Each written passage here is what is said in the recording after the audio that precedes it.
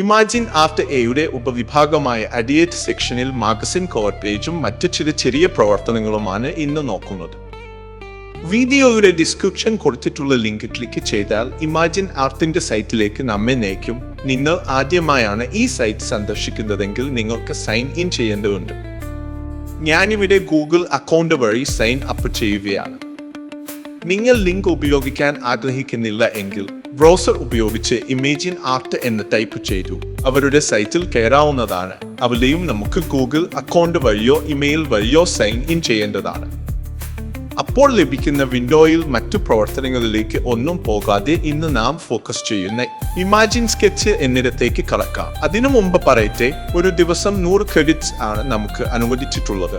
അതിൽ ആദ്യ 12 മണിക്കൂർ 50 ക്രെഡിറ്റ്സും അതിനുശേഷം 50 ക്രെഡിറ്റുകളും ലഭിക്കുന്നതാണ്. ഏതായാലും നമുക്ക് കൂടുതൽ എക്സ്പ്ലോർ ചെയ്യാം. അതിനായി എക്സ്പ്ലോർ ബട്ടൺ ക്ലിക്ക് ചെയ്യുന്നു. നാം കൊടുക്കുന്ന സ്കെച്ചുകൾ ഫോട്ടോസ് ആയി ക്രിയേറ്റ് ചെയ്യുന്നതാണ് പ്രധാനമായും ഇതിലൂടെയുള്ള പ്രവർത്തനം. അത് നിങ്ങൾക്ക് ഈ പേജ് കണ്ടാൽ തന്നെ മനസ്സിലാവുന്നതാണ്. അതിന്റെ കുറച്ച് ഉദാഹരണങ്ങളും ഇവിടെ കൊടുത്തിട്ടുണ്ടല്ലോ. എന്നാൽ നാം ഇന്നിവിടെ ചെയ്യാൻ പോകുന്നത് ഒരു മാഗസിൻ കവർ പേജ് തയ്യാറാക്കുകയാണ്. അതും ഒരു മോഡലിനെ ഉപയോഗിച്ച് യാതൊരുവിധ ചെലവുകളും ഇല്ലാതെ. എങ്കിൽ നമുക്ക് അതിലേക്ക് കടക്കാം. സ്റ്റാർട്ട് ക്രിയേറ്റ് ബട്ടൺ ക്ലിക്ക് ചെയ്യുന്നു. തുറന്നു വരുന്ന വിൻഡോയിൽ പ്രധാനമായും 2 സെക്ഷനുകൾ ആണ് കാണുന്നത്. ഇവിടെയാണ് നമുക്ക് വർക്ക് ചെയ്യാനുള്ള സ്പേസ്. വർക്കിന്റെ ഔട്ട്പുട്ട് കിട്ടുന്നത് ഇവിടെയാണ്. നമ്മുടെ ക്രിയേറ്റിവിറ്റിയെ സഹായിക്കാനായി ഇടതുഭാഗത്തായി കുറച്ച് ടൂളുകൾ കാണാം. അതിനെക്കുറിച്ച് സാന്ദർഭികമായി വിവരിക്കാം. വലതുവശത്തായി നാം ഉണ്ടാക്കുന്ന ചിത്രം ഏതു വിധത്തിൽ ആയിരിക്കണം എന്നും അതുപോലെ ആ ചിത്രത്തിന് കുറച്ചുകൂടി വ്യത്യസ്തത വരുത്തുകയോ ഹാൻസ് ചെയ്യുകയോ ഒക്കെയുമാവാം. നാം ഉണ്ടാക്കുന്ന ചിത്രം ഫോട്ടോ പോലെ ലഭിക്കണമെങ്കിൽ പിക്ചർ ബട്ടൺ ഉപയോഗിക്കണം. റോ, ഫോട്ടോ, സിനിമാറ്റിക് എന്നിങ്ങനെ മറ്റു ബട്ടണുകളും ഉപയോഗിച്ച് പരീക്ഷണങ്ങൾ നടത്താവുന്നതാണ്. കൂടാതെ ഇവിടെ മുകളിൽ നമ്മുടെ കമ്പ്യൂട്ടർ സ്ക്രീൻ അതേപടി വർക്കിംഗ് സ്പേസിലേക്ക് പകർത്തുവാനോ ക്യാമറയിൽ നിന്ന് ചിത്രം പകർത്തുവാനോ ഉള്ള ഫെസിലിറ്റീസ് കൊടുത്തിട്ടുണ്ട്. നാം ഉണ്ടാക്കിയ ചിത്രം കമ്പ്യൂട്ടറിലേക്ക് ഡൗൺലോഡ് ചെയ്യുന്നതിനായി എക്സ്പോർട്ട് ബട്ടൺ ഉപയോഗിക്കാം. നാം വരച്ച സ്കെച്ചും പ്രോംപ്റ്റും എത്രത്തോളം ശക്തമായി ഔട്ട്പുട്ടിൽ ഉപയോഗിക്കണം എന്നുള്ളതിന്റെ മാനദണ്ഡം നിശ്ചയിക്കുന്നത് ഈ സ്ലൈഡർ അഡ്ജസ്റ്റ് ചെയ്യുന്നതിലൂടെയാണ്. രസകരമായ ഒരു സ്കെച്ച് വരച്ചുകൊണ്ട് നമുക്ക് ആരംഭിക്കാം. ഞാനിവിടെ മൗസ് ഉപയോഗിച്ചാണ് വരയ്ക്കുന്നത്. നാം കടലാസിൽ വരച്ച സ്കെച്ച് ഇമ്പോർട്ട് ചെയ്ത് ഉപയോഗിക്കുകയും ചെയ്യാം.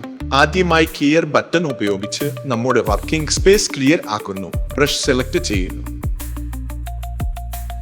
ബ്രഷും മറ്റു ടൂളുകളും ഉപയോഗിച്ച് ഒരു ലാൻഡ്സ്കേപ്പിന്റെ സ്കെച്ച് വരച്ച ശേഷം ഒരു പ്രോംപ്റ്റും ഞാൻ ആഡ് ചെയ്തു. പിക്ചർ ബട്ടൺ പ്രസ് ചെയ്ത ശേഷം ജനറേറ്റ് ചെയ്യുന്നു. അപ്പോൾ കിട്ടിയ ചിത്രമാണ് ഇത്. നമ്മുടെ അതേ പ്രോംപ്റ്റ് ഉപയോഗിച്ച് ഒരു ചിത്രം കൂടി ഞാൻ ക്രിയേറ്റ് ചെയ്തു. ഇവിടെ ക്ലിക്ക് ചെയ്ത് ചിത്രം വർക്കിംഗ് സ്പേസിലേക്ക് മാറ്റി. ആ ചിത്രത്തിന്റെ കൂടെ ഉപയോഗിക്കാനായി കമ്പ്യൂട്ടറിൽ നിന്നും ഒരു റോബോട്ടിന്റെ ചിത്രം ഇമ്പോർട്ട് ചെയ്തു. ആ ചിത്രത്തിന്റെ വലിപ്പം അഡ്ജസ്റ്റ് ചെയ്തു. പ്രോംപ്റ്റിൽ റോബോട്ടിന്റെ കാര്യവും കൂട്ടിച്ചേർത്തു. ജനറേറ്റ് ബട്ടൺ ക്ലിക്ക് ചെയ്യുന്നു. ഇപ്പോഴിതാ മറ്റൊരു ചിത്രം തയ്യാർ. ഇന്നത്തെ പ്രധാന ഉദ്ദേശം കവർ ചിത്രമായതിനാൽ കൂടുതൽ വിശദാംശങ്ങളിലേക്ക് പോകുന്നില്ല. നമുക്കൊരു കവർ ചിത്രം തയ്യാറാക്കാം. കവർ ഗേലിന്റെ ചിത്രം തയ്യാറാക്കാനായി റെഫറൻസിനായി നെറ്റിൽ നിന്നും ഒരു ചിത്രത്തിന്റെ കോപ്പി എടുക്കുന്നു. അത് കമ്പ്യൂട്ടറിലേക്ക് സേവ് ചെയ്തു.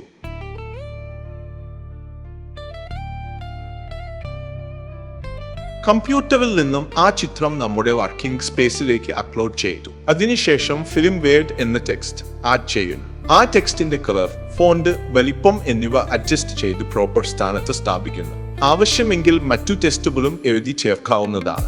പ്രോംപ്റ്റിൽ ആൻ ഇന്ത്യൻ വുമൻ എന്ന പ്രത്യേകം എഴുതി ജനറേറ്റ് ബട്ടൺ ക്ലിക്ക് ചെയ്യുന്നു. അതേ ചിത്രം തയ്യാർ. ഇത് നമുക്ക് ഡൗൺലോഡ് ചെയ്തെടുക്കാവുന്നതാണ്. വീഡിയോ ഉപകാരപ്രദമായി എന്ന് കരുതുന്നു. എങ്കിൽ വീണ്ടും കാണാം.